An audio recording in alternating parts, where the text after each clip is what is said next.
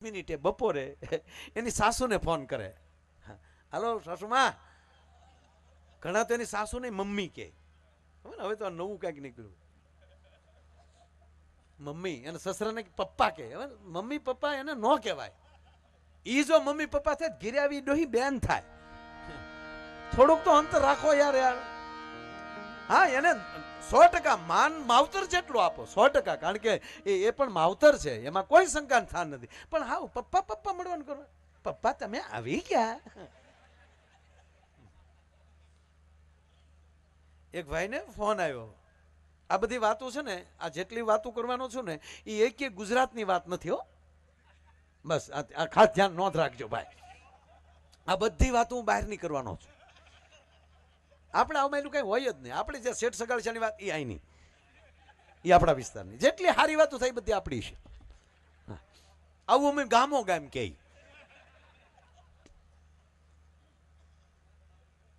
એક ભાઈને ફોન આવ્યો. હવે તમે સાંભળો, અહીંયા આપણે એરપોર્ટ તો છે નહીં અહીંયા, એટલે નક્કી છું કે અહીંની વાત નથી એમ. એક ભાઈને ફોન આવ્યો અને ફોનમાં એટલે એની પત્નીને ફોન કર્યો ઘરે કે બકા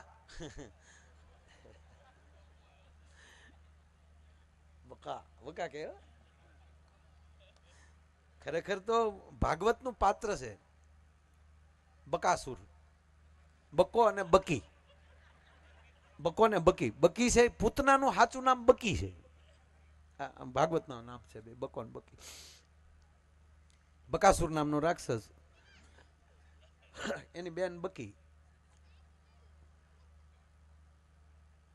એટલે ઘણા કહે છે તો કહેવાનું એમાં કે હું કોઈનો વિરોધ નથી કરતો, હાલે હકારજો આમાં પાછું કાંઈ હાવ. નગર ઘણા કે અમે કે એમાં તારો શું વાંધો છે ભાઈ. એટલે મારું કાંઈ વાંધો નથી બાપા, તમે હું તો આગળ સવારે વયો જવાનો. એટલે એની પત્નીને ફોન કર્યો, સાંભળો છો કે હા હું અત્યારે એરપોર્ટ જાઉં છું, સાંજની 5 વાગ્યાની ફ્લાઇટમાં મમ્મી આવે છે, મમ્મીને લેવા જાઉં છું. અને આપણા વેકેશન છે ને દિવાળીનું, તો એક વેકેશન પૂરતું મમ્મી આપણી સાથે રોકાવાના. આખું વેકેશન મમ્મી સાથે રહેવાના શબ્દ સાંભળ્યો અને જે બકી બોલી ડાયરેક્ટ. મમ્મી હજી એરપોર્ટ ના આવ્યો તો ના પાડી ગયો આવે નહીં. અહીંયા છોકરાઓ સાથે આપણે પ્રવાસમાં બધે ફરવા જવાનું કે મમ્મીનું ધ્યાન રાખવાનું. અને તમને ખબર તો છે અહીંયા આપણે બે રૂમ છે, એક છોકરાનો એક મારો એક તમારો, તો મમ્મીને શું રસોઈ ઘરમાં મૂકવાના? મમ્મીને ના પાડી ગયો. પણ કે સાંભળતો ખરી, નાઈ નાઈ મમ્મી ના આવે, ના પાડી ગયો. આપણે બધા સાથે ફરવાનું. છોકરાઓ સાથે 1 મહિનો રહેવું કે નહીં યાર? છોકરા ભણતા હોય, મમ્મી ના પાડે પણ સાંભળતો ખરી યાર કે નહીં, ના પાડી ગયો, મહેરબાની કરી ના પાડી. મમ્મી જોડે મને નહીં ફાવે, નહીં ફાવે, મમ્મી જોડે નહીં ફાવે. અરે પણ ગાંડી મને સાંભળતો ખરી, તારા મમ્મી આવે છે. ઓ મોમ આવે છે. મોમ નો તો કેટલો સરળ સ્વભાવ છે અને છોકરા કેટલા સેટ થઈ જાય. એટલે તમારા આવે તો મોમ ને અમારા આવે તો બોમ્બ. નહીં, બેયને સરખું માન આપો, બેયની સાથે પ્રેમ સરખો કરો. નહીતર તમે એક દી મોમ થવાના છો. તેથી તમારા છોકરા શું કરે એ નક્કી નહીં. હા, પીપળ પાન ખરંતા હસ્તી કુપળિયા. પીપળાનું પાન ખરે છે ત્યારે કુપેલું ઝીણી ઝીણી હોય ને, હસ્તી એક જો ખરી ગયું, જો ખરી ગયું. ત્યારે ખરતું ખરતું પાન એમ કહે છે અમ વીતી તમ વીત છે ધીરી બાપડિયા. ત્યારે પાંદડા કહેતા કે જ્યારે તું કુપળશો ને એટલે દાંત કાઢે, બાકી અમારી જેવો તારો વારો આવવાનો જ છે. પણ જેના ઘરે આવી મહાકાળી ભગવતીની કૃપા હોય, જેના ખોરડે આવા સંસ્કાર હોય સાહેબ, એના માવતર કોઈ દી દુખી ન હોઈ શકે ને એના સંતાનો કોઈ દી માવતરને દુખી ન કરે. ભલામણ આપણે વિસ્તારમાં આવી ઘટના છે જ નહીં. એટલે ઓલો ભાઈના પત્ની જે ટૂંકમાં એના પપ્પાની ઘરે વયા ગયેલા કે તમારી જોડે નહીં ફાવે. એટલે ઓલો શું કરે ખબર? રોજ બપોરે 11:45 ભાઈ ફોન કરે. કોને? એના સાસુને. હાલો સાસુમાં, How are you?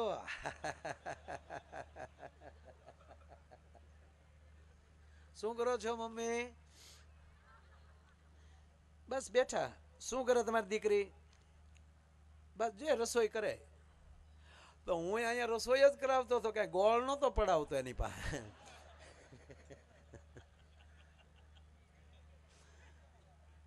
સારું સારું રસોઈ કરે છે ને? કે હા કાંઈ વાંધો નહીં. એમને કહેજો ઘુઘુનો ફોન હતો. હા મમ્મી.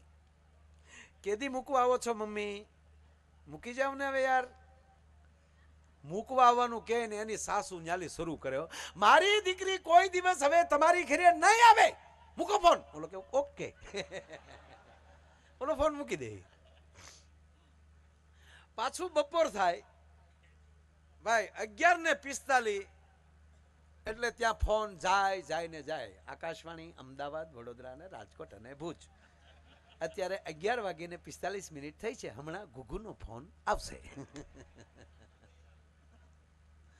ઓલો પર ડે રોજ બપોરે ફોન કરે. શું કરે છે? કે બેઠા છે, રસોઈ કરે છે, જે કાંઈ કહે. અને પાછો છેલ્લે એમ કે સારું હવે જે હોય ચાલ્યા કરે, આવું ક્ષમા કરી દેવાય, માફી માગી લઉં છું અને હવે મૂકી જાઓ તમારી દીકરીને, હવે ક્યારેય મારાથી ભૂલ નહીં થાય, મોકલી ગયો કે હન એના સાસુ ખીજાય, મારી દીકરી હવે તમારા ઘરે પગ ના મૂકે.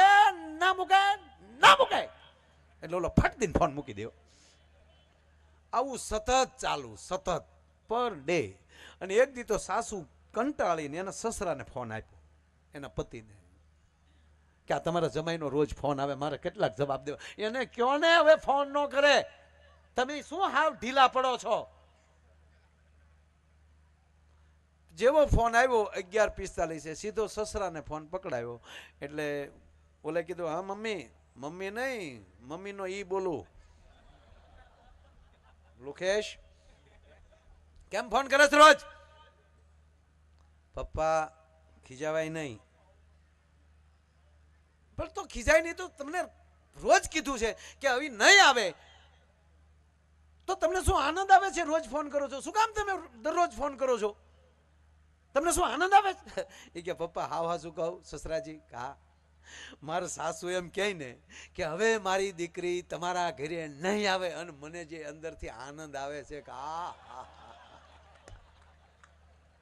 અને પછી જે જમવાની લહેર આવે છે, એટલે હું જમ્યા પેલા ફોન કરું, મારા સાસુ ઘસીને કે મારી દીકરી નહીં આવે તા તો મેં ફોન મૂકી દીધો. શાબાશ મમ્મી, શાબાશ. તા તો ભાઈ હાવ સાચી વાત હવે કહું, તા તો સસરા મળ્યા રડવા. ગુગુ તમે એટલો તો આનંદ લઈ શકો, હવે તો મારે બે ભોગવવાના ને.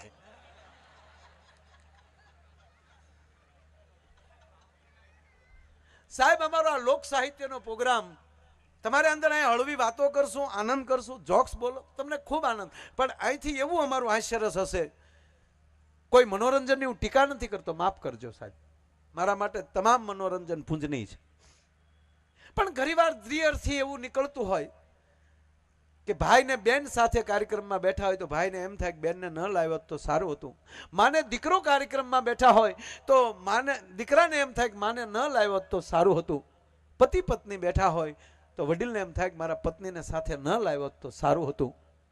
પણ કહેવા ગયો સાહેબ, આ લોક સાહિત્યનો કાર્યક્રમ, લોક સાહિત્યનો ડાયરો એવો હશે કે બેનને ભાઈ સાથે બેઠા હોય, માને દીકરો સાથે બેઠા હોય, પતિ પત્ની સાથે બેઠા હોય, મર્યાદાને કોઈ આંચ ના આવે, અને એની અંદરથી એમ કહેવાય કે હળવું હાસ્યરસ નીકળતું છે. એ અમારું લોક સાહિત્યનો હાસ્યરસ હશે ભલામાં. એટલે તમને આનંદ કરાવો હશે. આનંદ